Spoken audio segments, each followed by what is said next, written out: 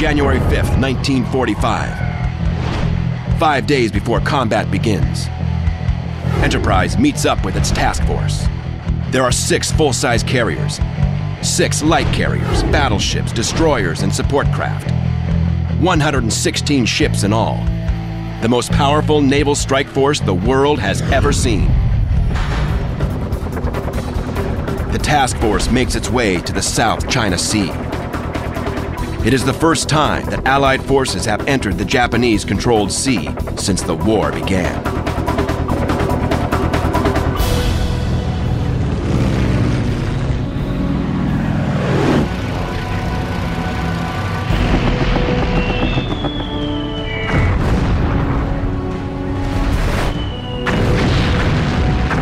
The night attack on the Japanese convoy is only the first strike.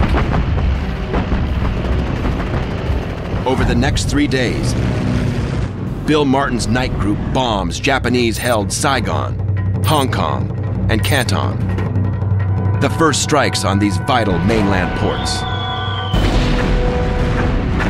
In less than 2 weeks, the pilots of the Big E fly 4,000 miles, sink 200,000 tons of shipping, and strike at the mainland outposts of Japan's empire. The night fighters are already proving their worth.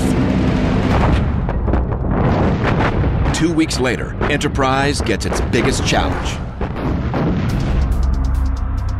Target: Kure Harbor, Formosa. Objective: destroy enemy shipping and supply bases. Strategy: night attack with bombers.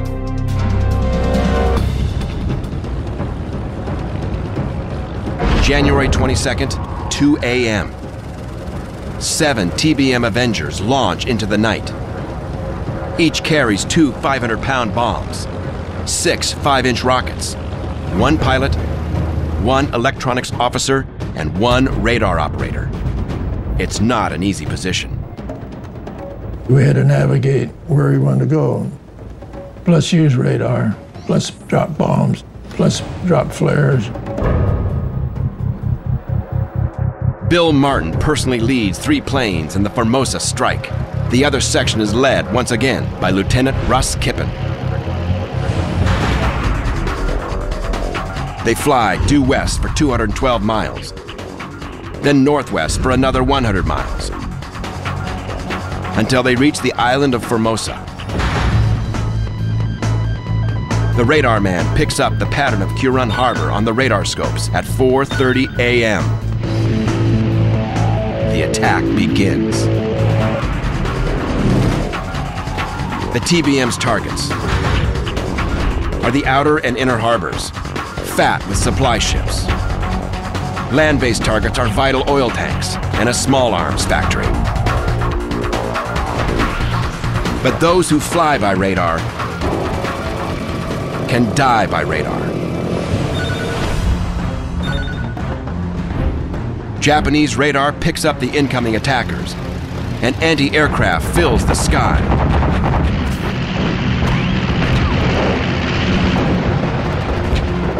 Bill Martin has a simple plan based on his intimate knowledge of radar operations. He climbs to 8,000 feet and flies toward the inner harbor, guided by radar. Japanese anti-aircraft point toward him.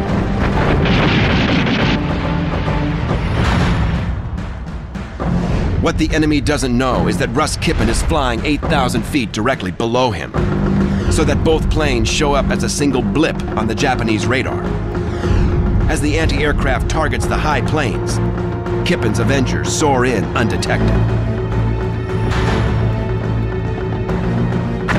The flight group makes 3 runs using the same technique, dropping their bombs on tankers and warehouses.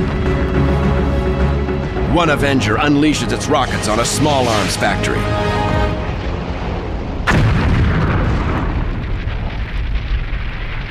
It makes a satisfying fireworks display.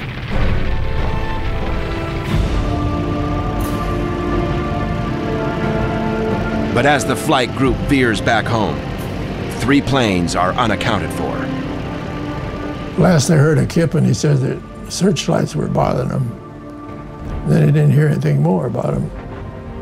Commander Martin tried to call Kippen and no answer, and so eventually he had to come back by himself. They lost 3 planes, so that was a big blow to our squadron.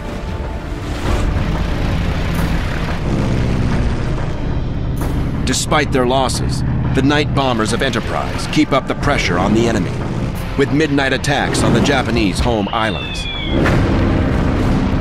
and even on Tokyo itself.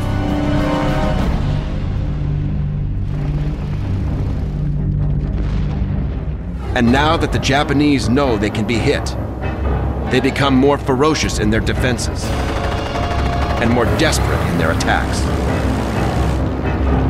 So for the Japanese, they're turning up the intensity. They're fighting more savagely. They're resisting with more and more stubbornness. Nowhere is Japan's desperate newfound ferocity more evident than at the tiny strip of Pacific land called Iwo Jima. It's a small island, but America needs it as an airbase to launch B-29 bombers to strike the Japanese mainland. And the Japanese have no intention of giving it up.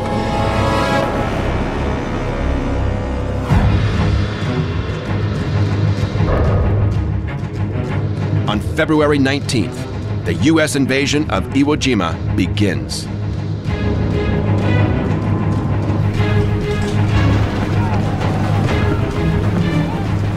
While Marines storm the beaches and fight inch by inch, Enterprise fighters will keep an average of 50 flights over the island every 24 hours, non-stop for 7 full days. A feat unequaled in the war. But the results of this punishing drill speak for themselves. On sea, on land, and in the air. There was not one successful enemy air attack on the Marines or the beachhead. All the time we were providing combat air patrol at Iwo Jima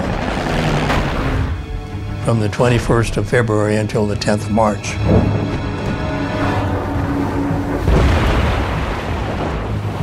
The iconic flag raising actually signals the beginning of the Iwo invasion, not the end. But it's a signal that the Enterprise and her pilots can leave the battle area for a much-needed rest. It will not be a long one.